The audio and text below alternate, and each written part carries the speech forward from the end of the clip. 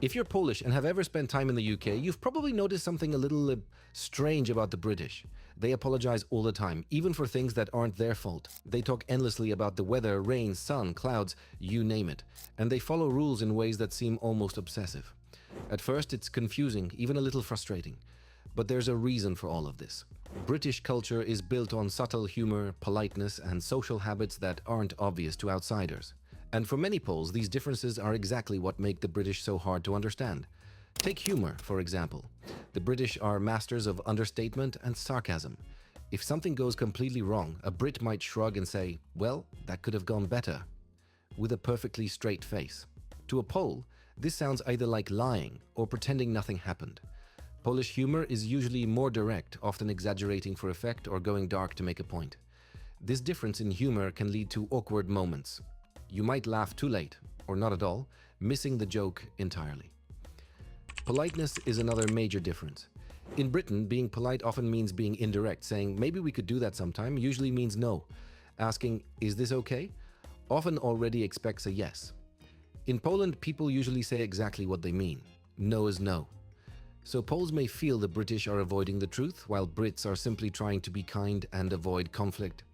Understanding this subtle way of communicating can take time, but once you do, it makes interactions much easier. Then there's the British obsession with rules and order. Queues, for example, are almost sacred. People will stand perfectly in line, apologizing for even the tiniest bump, holding doors for strangers, waiting patiently without complaint.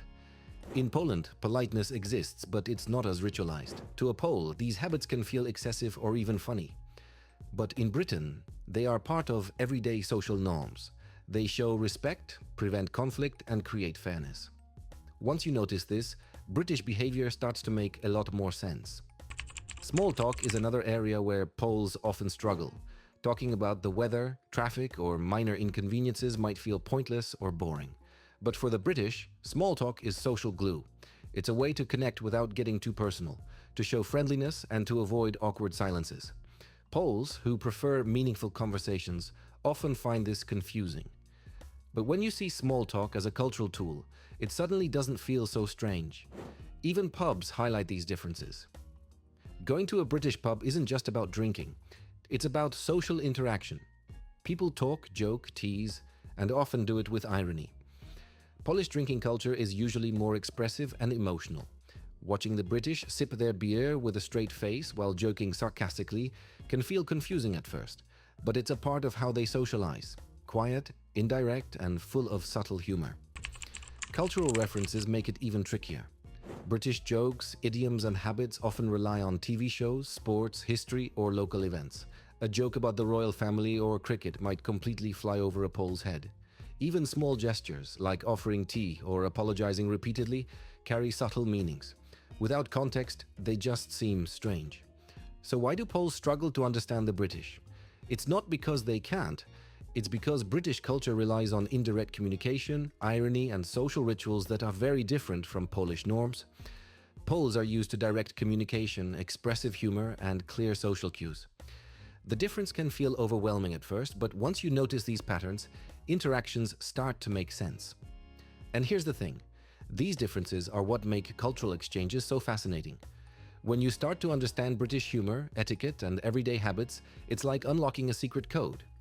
You begin to see the logic, the subtlety, and even the charm behind what once felt confusing. The next time a Brit apologizes for no reason, talks endlessly about the weather, or stands perfectly still in a queue, you won't just notice, it will make sense. You'll start to appreciate the culture, laugh at the quirks, and maybe even adopt a few yourself. Because at the end of the day, understanding another culture isn't just about avoiding confusion, it's about connection. It's about seeing the world through someone else's eyes, laughing at the differences, and realizing that what seems strange at first can become something you genuinely enjoy.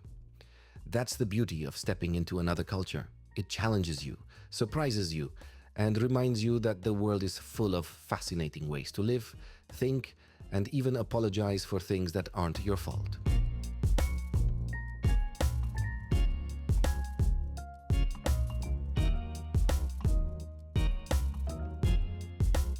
So the next time a Brit apologizes for absolutely nothing, talks about the weather for 10 minutes, or stands perfectly still in a queue like it's a national sport, don't just shrug it off.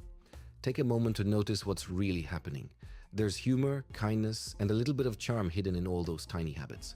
Understanding it might take time, but that's also what makes it fun and, honestly, a little addictive.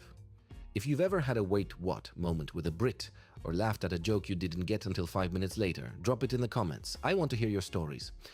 And if you learned something new today, don't forget to like, subscribe, and hit that bell. Because there's a whole world of cultural quirks out there just waiting to confuse and entertain you.